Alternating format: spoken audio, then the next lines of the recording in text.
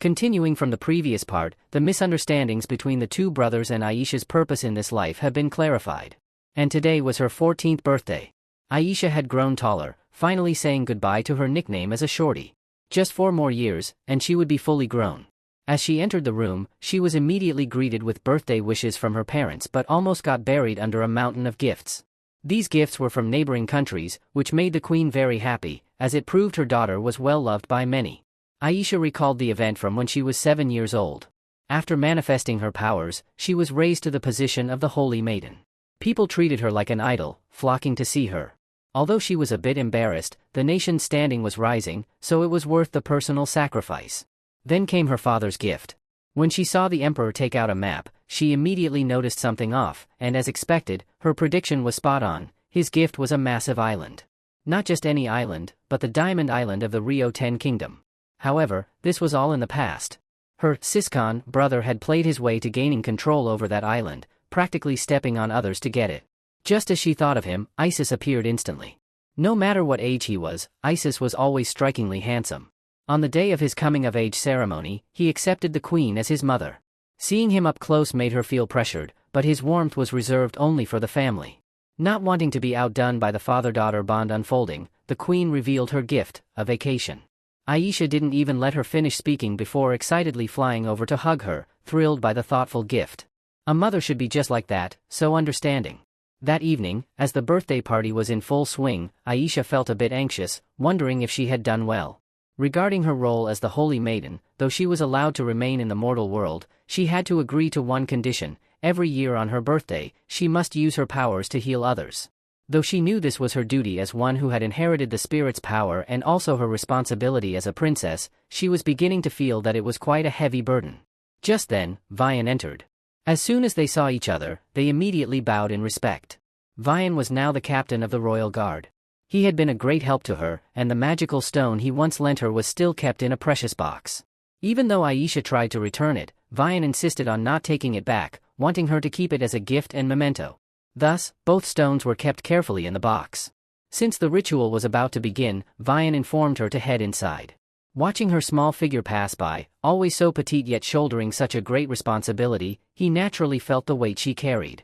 Having overheard her earlier concerns, Vian encouraged her, saying that if she ever found anything too difficult, she should speak up because her family was always ready to support her. No one understood this better than Aisha, but she still thanked him for reminding her that she had so many who loved her.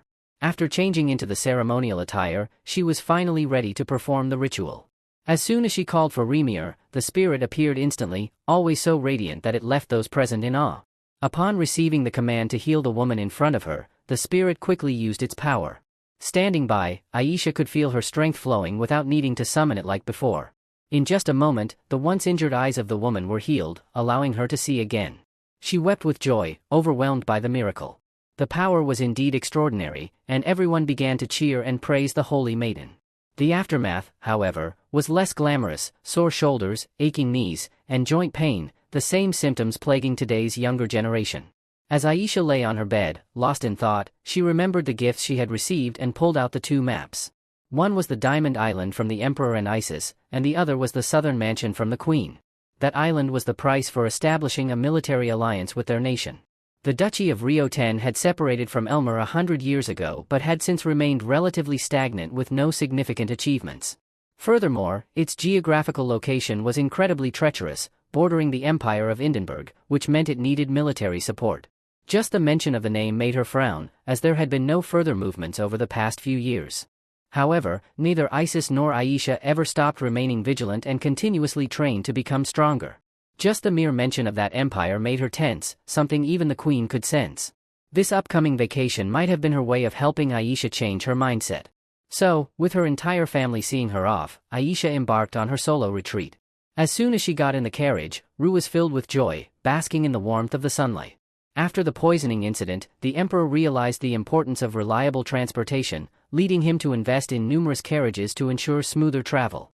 Thanks to this, Aisha could enjoy the peaceful countryside scenery, feeling the uneven roads lulling her into a restful slumber. When she arrived at her destination, she was woken up by a sight that left her gaping in awe. Countless maids were already present, ready to serve her. To Aisha, this place was a paradise. Surrounded by a small forest that blended harmoniously with nature, the servants and chefs had been meticulously selected. The house itself was enchanted with protective spells. After purchasing the estate, it had been remodeled to suit her aesthetic preferences, so every corner of the place radiated the love her parents had for her. She had barely rested for a few hours when an invitation arrived. And not just a small letter, but a massive pile of them, leaving Aisha momentarily stunned. She picked out the most eye-catching red envelope, which turned out to be from the Blim Marquis family, one of the most prestigious families in the South. The family had a daughter named Rose, only 13 years old, who had yet to undergo her coming-of-age ceremony but was already quite famous in the upper echelons due to her family's status. Aisha chose to visit them since they were around the same age. She thought back to earlier times when she preferred spending time with her family, making it hard to connect with kids her age. Still, when she recalled the smiling face of Arsène, her only friend from her past life, she felt a glimmer of hope for this lifetime. Looking at Rue, who was always by her side, Aisha realized she always had a friend in her. Naturally, this made sense, as Rue had been ecstatic when Aisha first summoned her after so long, finally having someone to bond with. Their faces touched happily in a warm moment of affection. That night, after falling asleep, Aisha suddenly found herself in a different space. There, she saw a young man standing serenely, his long hair glistening. With her own eyes, she witnessed him entwined with a legendary creature. Seeing his face and distant gaze, she suddenly woke up in shock. While Rue continued to sleep soundly beside her, Aisha felt utterly bewildered by what had just happened. Setting aside all her doubts, she focused on enjoying her trip, beginning her exploration of the surrounding areas. One of the places she visited was Casca Gorge, said to be the tallest mountain on the continent. But the smile on her face faded when she spotted a flower on the cliff that looked eerily familiar. Not only that, but the shape of the cliff itself matched the one she had seen in her dream the previous night. It was a place thought to be unreachable by humans, and many mysterious legends surrounded it. The image of the man from her dream flashed in her mind, making her small hands tremble with curiosity. She was determined to go there and uncover the truth. Soon enough, she and Rue arrived at the Blim family's banquet. This was her first time mingling with other nobles, so she felt a bit nervous. At her age, she still hadn't made many friends, adding to her shyness. While she was gathering her composure, Rue suddenly began acting strangely. Her senses warned her that something unfortunate was about to happen. This was the first time Aisha had ever seen her so anxious, making her feel on edge as well. Suddenly, a maid rushed out from the ballroom, announcing that there was a spirit mage with white hair inside. The news hit Aisha like a lightning bolt, and her heart started racing. Just the thought of it being Marianne made her shiver in fear. She immediately darted toward the ballroom, her mind spiraling with thoughts. But as she charged in, she hesitated, unsure how she would face her if it were Marianne. At that moment, two young girls called out to her from behind, running up to confirm if she was indeed the princess. Without hesitation, Aisha answered confidently, displaying her dignified poise. She introduced herself with such grace that the two girls were mesmerized, their eyes filled with admiration. The red-haired girl was none other than Rose Blim, while the girl beside her was Lady Chloe Dement, daughter of a duke. After a brief exchange of greetings, Aisha got straight to the point, asking if the person inside the hall was indeed a spirit mage. Rose seemed flustered, prompting Chloe to step in and try to defuse the situation. The young girl hurriedly assured them that everything would be fine now that the real princess had arrived.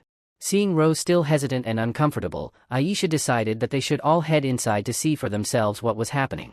As they entered, she was reminded of just how extravagant and well-connected the Blim family was. Recalling what Rose had mentioned earlier, Aisha pieced together the situation. It seemed Marianne had heard about the Holy Maiden, a spirit mage, and decided to impersonate her. But this was an extremely risky move, as many lower nobles had already seen Aisha's face and could easily expose the deception. The people there began murmuring about how extraordinary the power of the person inside was. Even the unruly crowd pushed and shoved Aisha in their rush to get inside. Just as Rose wanted to teach them a lesson, she was stopped. Exposing the truth in such a situation would only make the atmosphere of the ball more awkward, and it would tarnish the Blim family's reputation. Using her brilliant mind, Aisha quickly devised a plan to hide her true identity by taking on the alias Aina. The remaining servants swiftly worked to conceal her identity as well. But the most important matter at hand was to determine whether the person inside was truly Marianne or not. Despite her confidence, as the door slowly creaked open, she couldn't help but feel anxious. The light from the ballroom flooded out, accompanied by cheers. But to her surprise, it wasn't Marianne inside, it was a girl with short hair, accompanied by a water spirit. It was Ashley, the second daughter of the Roland Marquis family. After news of Aisha becoming a spirit mage had spread, it sparked a trend among the nobles. Coincidentally, of the three of them, Ashley was the most naturally gifted. Yet until now, no one had ever succeeded in summoning a spirit. And here she was, performing in front of everyone, leaving Aisha speechless. She hadn't realized her influence was so great. Now that she had calmed down, Aisha recognized that her worry had been for nothing. Marianne was not someone who would go through the trouble of impersonating her just for this small display of fame. However, what was curious was how Ashley had managed to amplify her abilities in such a short amount of time. Intrigued, Aisha began to inquire about her from Rose and Chloe. Even though they were close friends and met often, neither of them had noticed anything unusual about Ashley. So, that's how things stood. Their hesitation earlier was likely because they were afraid Ashley would be punished for impersonating the princess. Left with no other choice, Aisha summoned Rue in a way that no one else could see. Although a bit nervous and cautious, Rue, as always, carried out his orders diligently, observing Ashley closely. After a while, Rue discovered that the key lay in an artifact, a magical item that temporarily boosted power. While Ashley indeed had natural talent, it wasn't enough to summon and make a contract with a spirit, so she needed additional support. That was why Aisha had felt something was off. However, it was important to note that while the artifact was a powerful item, it was also highly sensitive to negative emotions. One misstep and things could spiral out of control. Even seasoned mages were wary of using it, so Aisha couldn't help but wonder how Ashley had gotten her hands on it. As Aisha was deep in thought, the golden-eyed young man appeared once again, standing in the corner, unnoticed by anyone else. His presence struck Aisha with a strong sense of déjà vu, as if she had seen him before, perhaps in a dream. Her mind raced with questions as she turned her attention back to Ashley, who had just ended her performance, citing that her spirit needed to rest. Aisha wanted to follow her, but at that very moment, she noticed the artifact in Ashley's hand emitting dark smoke, something far from ordinary. Sensing that something was wrong, Aisha tried to follow Ashley, but she quickly lost track of her. Seeing this, Rose and Chloe chased after her, worried that the princess might be in distress. Just then, Rose's parents arrived. The Marquis of Blim was puzzled, asking why Ashley had been acting as the princess. Before Ashley could explain herself, Aisha stepped forward. When they realized that the real princess was standing before them, both the Marquis and his wife were taken aback and quickly bowed in respect. After the formalities, the only thing Aisha wanted to know was where the resting quarters were. Meanwhile, Ashley was staggering, her breath labored, her face pale. During her performance, she had spotted the real Aisha watching from the crowd, making her feel utterly foolish. The chaos in the crowd had prevented her from realizing Aisha was present earlier. But sensing the overwhelming aura of Aisha's spirit had jolted her into full awareness, and she had bolted. At this point, her water spirit was visibly concerned about her health. The little spirit was well aware of the danger posed by the artifact Ashley was wearing and urged her to take it off.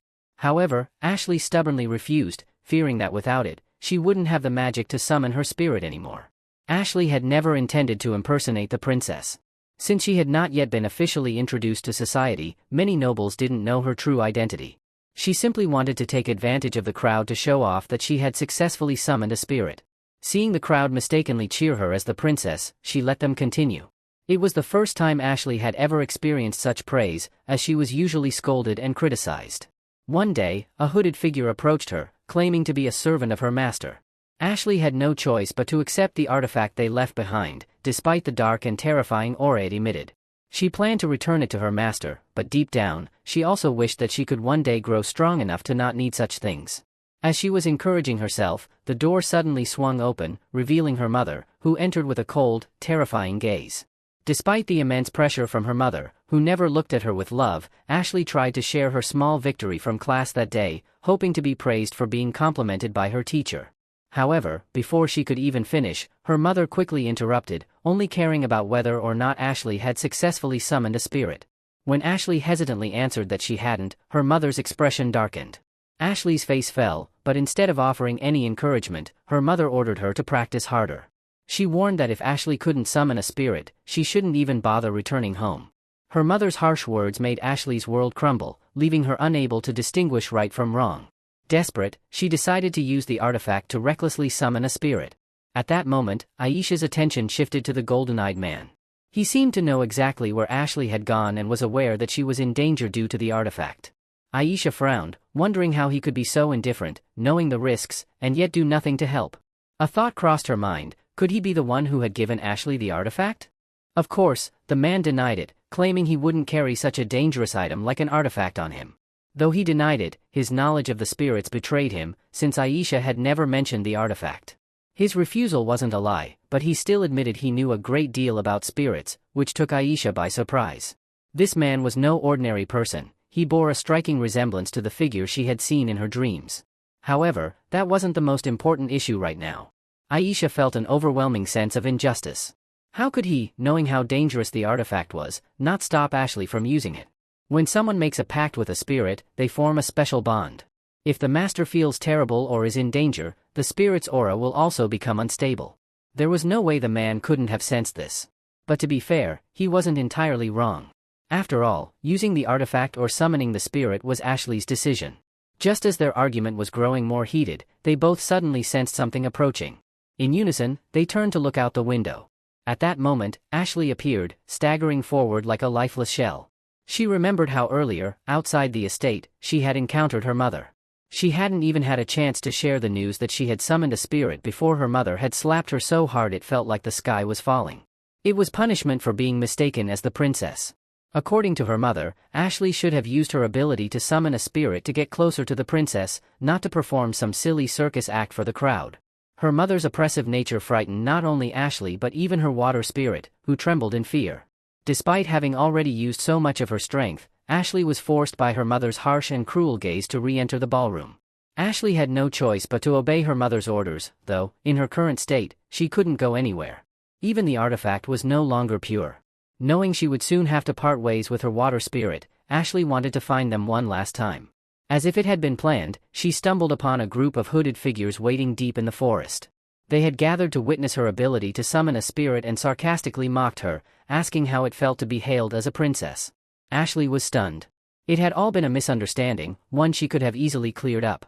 But she had chosen to remain silent, wanting to savor the feeling of being admired just a little longer. Just as she was about to return to the ballroom and admit that she was a fraud, the leader of the hooded figures reacted with surprise.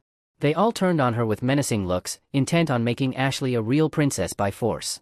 But Ashley didn't want to play this role anymore, and her hesitation made the leader furious. Gritting his teeth, he mimicked Aisha's voice and ordered her to stay quiet, shocking Ashley with his ability to perfectly imitate someone else's voice. When they couldn't convince her to be their pawn, they demanded the artifact back. Seeing Ashley hesitate, the leader laughed mockingly, ridiculing the idea of a magical friendship she had barely formed. Without another word, he drew a staff with a dark purple crystal and cast a spell, shooting a black beam of light toward Ashley. At that moment, she thought she was done for. But instead of darkness, she opened her eyes to see a radiant golden light. Aisha had arrived and, with the help of her spirit, blocked the attack just in time. Aisha had found them quickly, sensing the strange energy emitted by the hooded figures. As more dark spells flew toward them, Remir's shield of light blocked and reflected the attacks. Realizing it wouldn't be easy to win, the figures heard a new sound. Rose and her group had arrived. Desperate to escape, the leader tried to target the two young girls. But the golden-eyed man effortlessly raised his hand, blocking the attack with ease. Everywhere is full of mages, the leader sneered, realizing they had no chance. He ordered his group to retreat. Once the figures disappeared, the two girls rushed over to check on Ashley. Seeing her condition, Rose erupted in anger, shouting, "What the hell is wrong with you? Are you stupid or what?" Her outburst stunned everyone around them. Ashley, unable to hold back any longer, shot back, her voice trembling as tears flowed. She hadn't wanted to use such dangerous measures, but she had only ever wanted her mother's approval. Aisha understood this feeling better than anyone, as she had spent her past life desperately seeking her own parents' attention. Watching the young girl cry in frustration reminded Aisha of herself. She felt a deep connection to Ashley, realizing just how alike they were. Aisha immediately advised Ashley to take off the artifact bracelet, but the girl once again brushed her off and ran away in a panic. As everyone prepared to chase after her, the golden-eyed man called out to Aisha, saying he had something to discuss. Without beating around the bush, he got straight to the point, wondering why on earth Aisha was always meddling in other people's affairs, especially when Ashley had made her own decision. Even though the girl had been rude to her, why didn't Aisha just let it go? But for Aisha, helping others didn't need a reason. She quickly countered, pointing out that he had just protected the two children earlier without any apparent reason, leaving him momentarily speechless. Seeing her determination, it was as if he suddenly understood. However, in truth, Aisha didn't know which path to follow either. She was confused and uncertain, just like Ashley. As she turned to leave, the man called her again.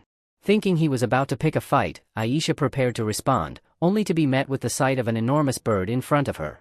What startled her even more was that the bird had appeared in her dreams before. Aisha was overwhelmed by the sheer power of the majestic creature, and to her amazement, the man generously offered to let her borrow it. Dumbfounded by the magnificence of the creature, Aisha couldn't believe it. With her newfound mythical beast, she soared through the skies, making it much easier to search for Ashley. As she flew, Aisha reflected on her earlier words, realizing that part of her motivation to help Ashley came from a place of selfishness. In her previous life as Elisa, she had been abandoned by her own family. But in this life, she had been fortunate enough to find love and acceptance, which had helped her heal. She wanted to help the young girl escape those painful feelings of rejection. After a while of circling the area, Aisha finally found Ashley. Without hesitation, she leaped from the bird's back. Down below, Ashley was walking while crying, terrified of being punished by the princess. Distracted, she stumbled and twisted her ankle, collapsing to the ground. More than anything, she feared her mother's rejection. Her small heart could do nothing but weep in anguish. Her sobs drew a crowd of onlookers, who whispered among themselves, wondering what had happened to the child. In the crowd, someone shouted that the girl was a princess, but just as quickly, another person exposed Ashley as merely the daughter of a marquis. Overwhelmed and unsure of what to do, Ashley's small body began trembling uncontrollably. She didn't know whether to admit that she had used the sacred artifact or not. Just when it seemed all hope was lost, Aisha descended from the sky like a divine being, reaching out to save her. Grateful for her help, Ashley watched in awe as Aisha dismissed the bird with a quick word of thanks. The sight left the crowd in shock, mouths agape. Everyone stared at the massive spirit, murmuring among themselves. They were convinced that the girl before them must be the true princess, and Aisha didn't bother hiding her skill, which only heightened their awe. The entire crowd knelt before her in reverence. Among them, one person called out, questioning Ashley's true identity. Noticing the young girl's confusion, Aisha quickly stepped in, helping her to her feet while fabricating a story on the spot. Aisha explained that the sacred energy within Ashley was depleting, which was why she had come to check on her. A fan from the crowd couldn't believe the princess herself had come to transfer sacred energy. When someone tried to bring up what had happened earlier in the hall, Aisha immediately shut them down with a radiant smile and a tender gaze, silencing them at once. She summoned Remir, her spirit, leaving the crowd in awe once again. Aisha used her light-based magic to heal Ashley by gently placing her glowing hand on the girl's injury. After witnessing this incredible display, everyone slowly moved back inside the hall. Ashley knew that this was the moment she and her water spirit would have to part ways. Holding her small spirit close, Ashley whispered her final words. She promised to train hard and hoped to one day summon the water spirit again. The spirit, fond of its master, promised to always wait for her. Once the artifact bracelet was removed, the water spirit vanished into small orbs of light. As Ashley looked around, she saw her friends waiting for her, thankful that she wasn't alone. She had people who cared about her. For Aisha, today had been a long and eventful day, filled with strange and unexpected events. She returned home, looking forward to the full-service massage she'd received from Rue. As she glanced at the artifact bracelet, Aisha understood that the world was full of situations that pushed people to the brink. That's why evil forces took advantage of them, creating chaos for others to witness. Suddenly, the bracelet began to emit dark energy, most likely the accumulation of Ashley's negative emotions. Out of nowhere, the golden-haired man appeared, startling Aisha. But, as usual, he had once again illegally snuck into the home of a girl under 18, continuing his bad habit. The figure who could freely come and go, despite the mansion being protected by powerful light magic, finally made Aisha realize the man standing before her was none other than Luminous, the king of light spirits. Aisha immediately rushed to bow in respect, while Rue completely lost her composure, throwing herself at the handsome man and clinging to him without letting go. Aisha quickly apologized for her inappropriate attitude earlier in the day. Thankfully, Luminous wasn't the type to hold a grudge, especially towards a child. After all, it was understandable that she hadn't recognized him since he had been concealing his energy. However, out of the blue, Luminous closed the distance between them, behaving like an old man enchanted by youth as he reached out to touch Aisha's face.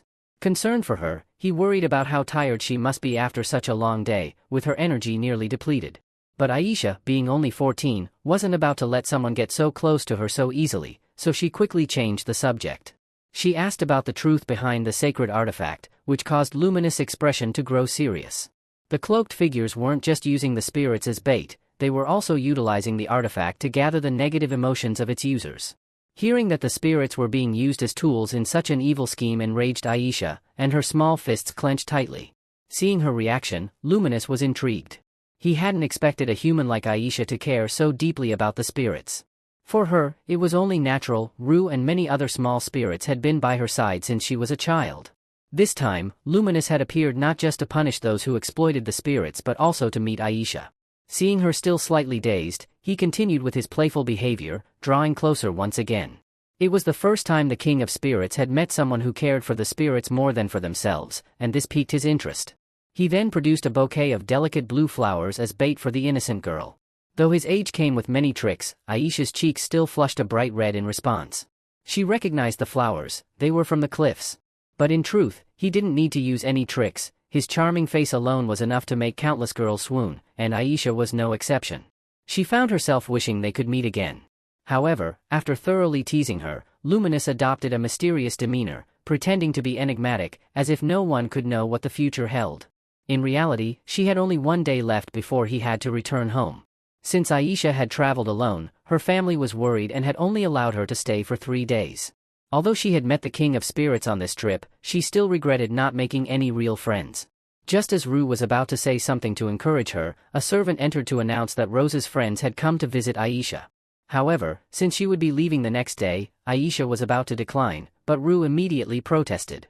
Determined not to let her mistress spend the day in solitude, the tiny spirit used her small body to push Aisha out the door. Seeing the three of them still waiting for her, Aisha quickly ran over. They were planning to go into the city and had come to invite her along for some fun. Aisha was taken to a bustling local fair, where everything was so new and exciting that her eyes sparkled brighter than the festival lights.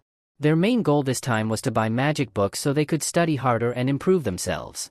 Watching them striving to better themselves, Aisha felt the urge to help. All of them listened attentively as Aisha spoke, almost as if she were teaching them. They even brought along books and pens to take notes on everything she said. At that moment, it felt like they were just 4 regular friends, sharing interesting things and even pulling some playful pranks. Any sense of difference in status seemed to melt away. Finally, they led her to a rustic wooden cabin in the forest, which served as the secret base for the 3 of them. Simple as it was, every object in the place held special memories. For the first time, Aisha felt true joy, so she wanted to summon Rue to share the moment with them. Seeing the little spirit appear before them brought smiles to everyone's faces. But Ashley suddenly grew quiet, her mood dampened by guilt. She apologized once again for what had happened earlier, explaining that she had acted out because she hadn't received much love from her family. Having lived in such a cold environment, she had done foolish things just to get attention. Despite Ashley's earlier attitude when Aisha tried to help, Aisha had already forgiven her. After all, in her eyes, Ashley was just a 13-year-old child with many flaws. Instead of holding a grudge, Aisha comforted and encouraged her. Deep down, Ashley was also a victim, exploited by those dark-cloaked figures. Aisha didn't hide the truth about the water spirit that had always been by Ashley's side. Even Rue, while busily stuffing her face, confirmed that Ashley's little spirit friend had never abandoned her. Hearing this brought tears of joy to Ashley's eyes. As night began to fall, the group escorted Aisha back home.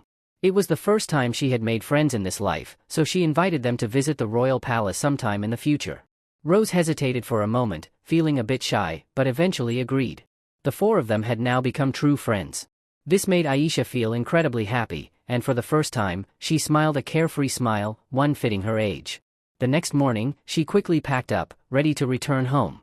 As she walked down the hallway, reminiscing about the events of the night before, it all felt like a dream. She wondered when she would see the King of Light Spirits again. And just like that, her wish seemed to come true. As she climbed into the carriage, she was startled to see him sitting there like a statue. However, the servant next to her couldn't see him, so she had to pretend to stay calm. Once they were alone, Aisha immediately pounced, demanding answers. Why on earth is someone as noble as you sneaking around like some kind of creep? But Luminous replied calmly, explaining that as the King of the Light Spirits, he had no friends or family, so he found it interesting to follow her around. His words left her dumbfounded. What the heck is this guy even talking about? As the carriage started moving, the dark-cloaked figures appeared once again, lurking behind them. It turned out that the mastermind behind everything was none other than Marianne. Once again, she had set her sights on Aisha. It seemed the fate between these two would never come to an end. Will the unexpected appearance of the King of Light Spirits help Aisha escape this endless cycle? Stay tuned for the next chapter. Peace.